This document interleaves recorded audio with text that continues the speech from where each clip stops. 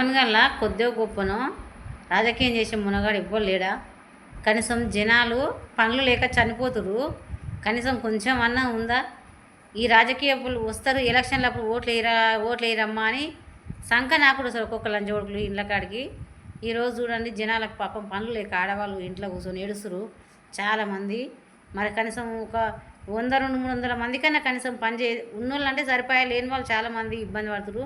మరి వాళ్ళకి పని అయినా ఏదైనా చిన్న కంపెనీ, ఒక బిస్కెట్ల కంపెనీ ఏదో ఒక కంపెనీ వేయచ్చు కదా, వేసి పాపం జనాలను బతికేయచ్చు కదా. వాళ్ళకు ఇంత 200-300 కూలి చేసుకుంటట్టు కూడా లేదు పరిస్థితి ఆమన్గల్లా.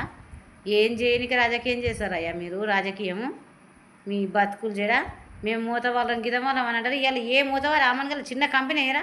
వేయండి, చిన్న కంపెనీ వేసి కనీసం జనాలను కొంచెం బతికించండి.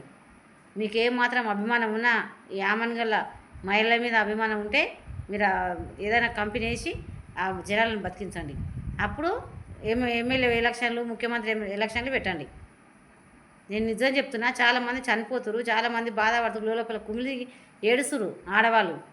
కొంచెం ఆలోచించండి ఆమన్గల్ గురించి.